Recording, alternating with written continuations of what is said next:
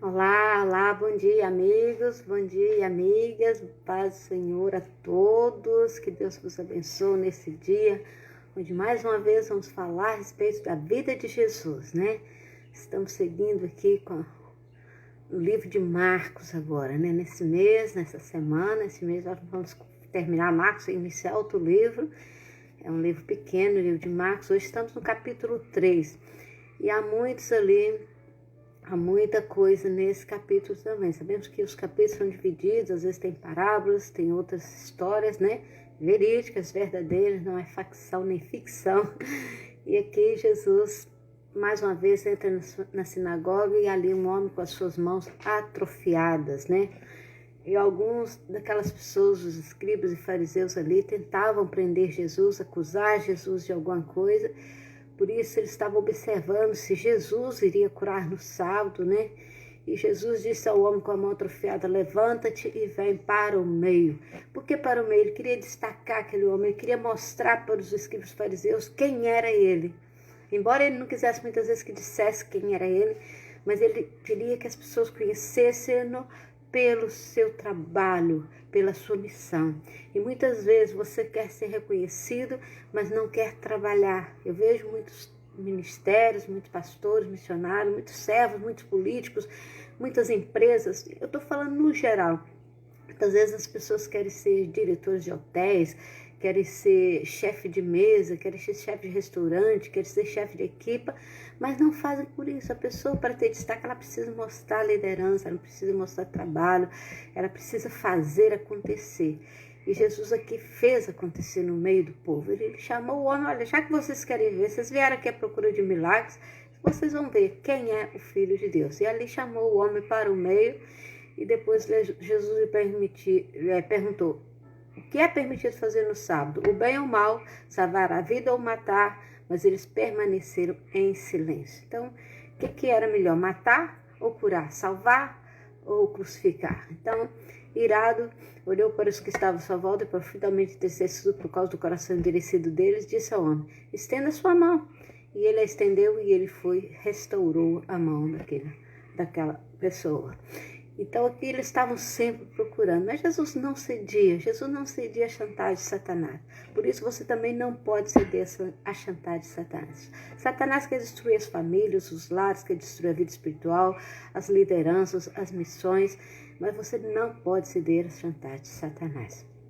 Aqui nós vemos na outra parte que a multidão segue Jesus, e onde Jesus estava, a multidão estava, porque Jesus fazia milagres, Jesus multiplicava alimentos, Jesus curava e principalmente Jesus salvava vidas, que esse era o objetivo maior de Jesus.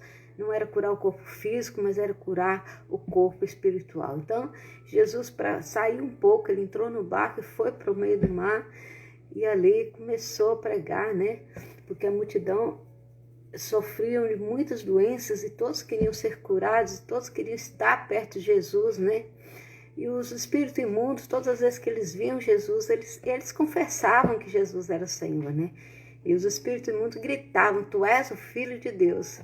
Mas Jesus dizia para que eles não dissessem quem ele era, porque não era pela boca do inimigo que Jesus queria ser conhecido.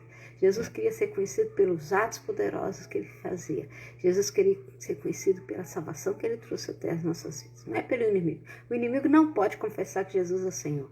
Ninguém pode confessar que Jesus é o Senhor, a não ser pelo Senhor Deus, né? E aqui nós vemos os nomeados, 12 discípulos nomeados por Jesus, os 12 discípulos que o Senhor Jesus levantou para o seguir, para receber a sua doutrina, para ser os alunos da sua escola bíblica dominical, para aprender um pouquinho, né? Então Jesus chamou um monte, subiu ao monte e chamou a ser aqueles que ele quis, os quais vieram para junto dele. E escolheu 12, designando os apóstolos, para que estivessem com eles e os enviassem a pregar. E tivessem autoridade para expulsar demônios. Olha a autoridade que Jesus deu aos seus apóstolos, para expulsar demônios.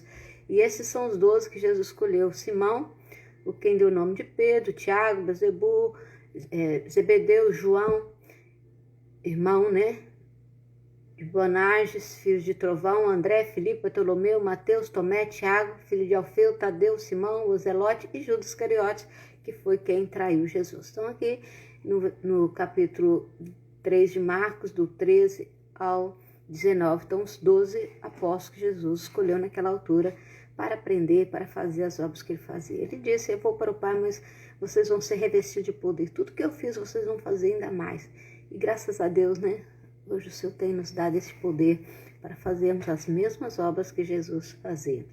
Aqui nós vemos o outro episódio, Jesus e Satanás, né? O Satanás estava sempre a perseguir Jesus, como Satanás está sempre a nos perseguir, mas cai quem quer. Nós não devemos dar honra ao inimigo. Muitas vezes eu vejo cultos dedicados ao inimigo, dando honra ao inimigo. Não, nossos cultos têm que ser dedicados a Deus, dar honra a Deus. Somente Deus é o Senhor, somente Deus pode fazer todas as coisas, né? Então Jesus entrou numa casa e novamente se reuniu ali a multidão, porque onde Jesus estava, havia ali a multidão, né? De modo que os discípulos não conseguiam nem comer de tanta gente que havia naquela casa, né?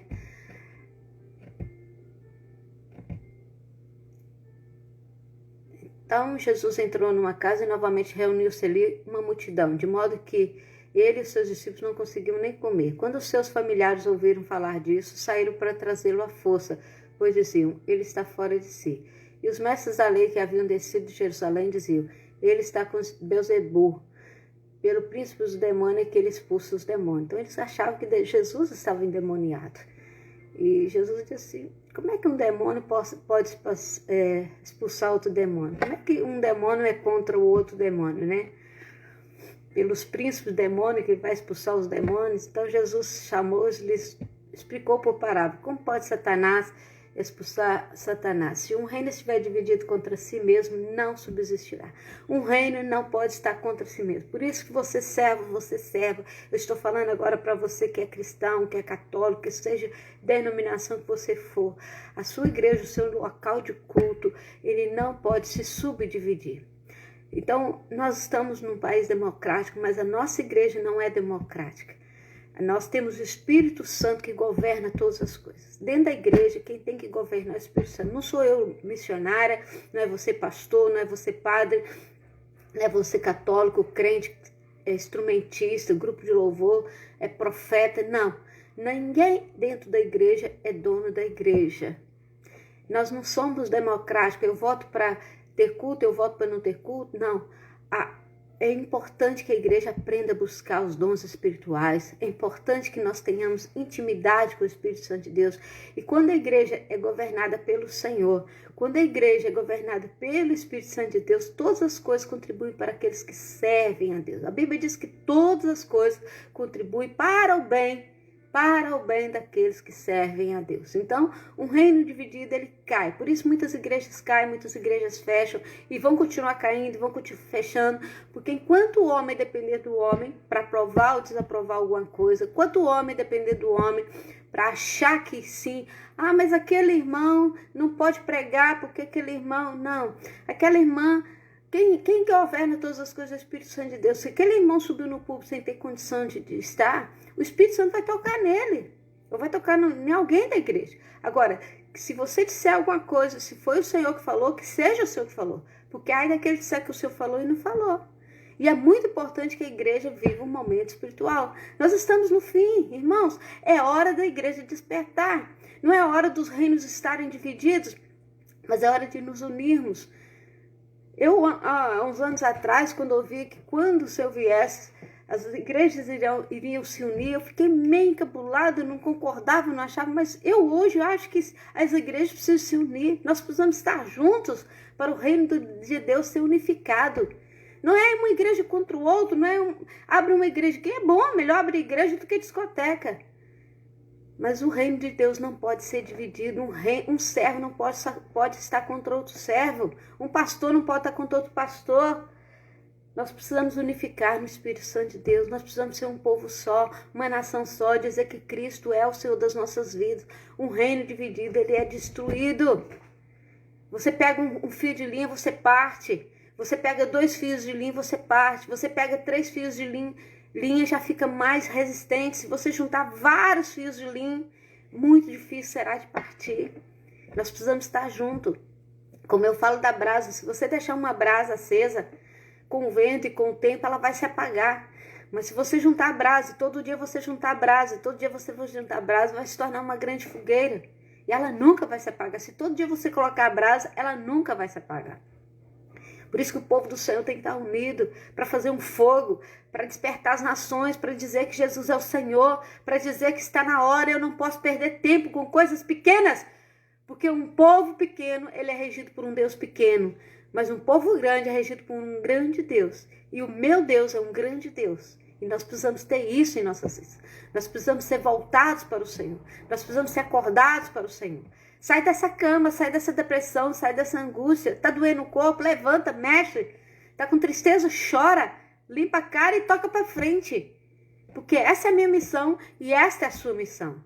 Se uma casa estiver dividida contra si mesma, também não poderá subsistir. Se Satanás opuser a si mesmo e estiver dividido, não poderá subsistir.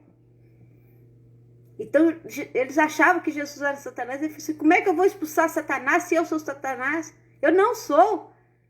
Eu sou, me enviou a voz. Foi sempre essa palavra. Quem é? Eu sou, me enviou a voz. De fato, ninguém pode entrar na casa do homem forte e levantar ali os seus bens sem que antes o amarrem. Só então poderá roubar a casa dele. E Jesus ali falava muito sobre isso, né? Jesus falou isso porque eles estavam dizendo, ele está com o espírito imundo. E Jesus queria provar com eles que uma casa dividida, ela não subsiste. Se a sua casa está dividida, ela vai cair. E você é responsável por isso. E aqui na parte final, apresenta-se a mãe e os irmãos de Jesus. E eu quero ler essa parte para que fique elucidado algumas coisas. Então chegaram a mãe e os irmãos de Jesus, ficando ao lado de fora, mandaram alguém chamá-la. Aqui não fala no nome da mãe de Jesus. Nem fala lá na Virgem Maria. Atenção que eu não estou falando aqui mal de ninguém. Maria foi uma grande mulher, foi mãe de Jesus. E vê que na Bíblia, a parte que fala mais sobre Maria é quando ela estava grávida, quando ela deu à luz e educou Jesus até o início do ministério de Jesus. Quando iniciou o ministério de Jesus, Jesus praticamente já passou a ser dono de si mesmo. Então, quando refere sempre a mãe de Jesus e seus irmãos. Então, Maria que já não era virgem, porque Maria que já tinha outros filhos, então Maria que já não era virgem, Maria foi virgem até a concepção de Jesus, depois ela se casou e teve outros filhos, então aqui ela é apenas mãe de Jesus, uma pessoa grandiosa, foi usada com grande poder na obra do Senhor, mas ela não tem que ser adorada. Quem tem que ser adorada é apenas o Senhor, amém? Eu não estou aqui falando mal de nada, eu só estou elucidando e vocês querem aprender, leiam a palavra de Deus. Não há lugar melhor para aprender, todas as respostas estão na palavra de Deus. E havia ali muita gente sentada ao seu redor, e eles disseram, tua mãe e teus irmãos estão lá fora e te procuram. Quem é minha mãe? E quem são os meus irmãos? Perguntou ele. Então olhou para os que estavam sentados ao seu redor e disse, aqui estão minha mãe e meus irmãos. Quem faz a vontade de Deus, esse é meu irmão, minha mãe e minha irmã. Então que Jesus falou, não, eu agora sou de vocês. Eu agora sou filho de vocês, sou irmão de vocês, sou irmã de vocês. Então Jesus queria deixar que minha mãe, meus irmãos, minhas irmãs são vocês. Eles também são, porque eles são cristãos. Então, isso para elucidar e para deixar bem claro, se o seu reino está dividido, ele vai cair. Vamos orar. Deus tem poder para voltar, restituir. Deus tem poder para restituir a minha vida. Deus tem poder para restituir a sua vida. E Ele quer te dar uma bênção de salvação. Amém? Não esqueça, você é impressão digital de Deus. E nós vamos orar. Há muita batalha espiritual. Tem batalha espiritual sobre a minha casa. Mas eu creio que o Senhor Jesus, e eu profetizo em nome de Jesus, que a minha casa vai ser edificada sobre uma rocha. E que eu e minha casa serviremos ainda ao Senhor. Amém? Senhor Deus, abençoa a minha casa, abençoa meu marido, abençoa os seus filhos, abençoa todas as casas, todas as esposas e esposos. Senhor, que não haja divisão espiritual nem física entre os seus filhos, ó Deus. Concede, Senhor, a tua bênção, a tua graça, derrama do teu poder. Perdoa, Senhor, os nossos pecados, restitui os nossos casamentos, restitui as nossas famílias, ó Deus, as tuas igrejas, que não haja divisão, que haja bênção, que possamos estar unidos no teu amor, na tua graça. Vem com o teu Espírito Santo falar conosco, vem com o teu Espírito Santo nos ajudar a estar, Senhor, conosco. Ajuda-nos a mantermos firmes e fiéis. Derrama do teu poder e da tua graça, pois nós oramos em nome de Jesus. Amém. Que Deus abençoe vocês. Amanhã estaremos aqui com o capítulo 4 de Marcos.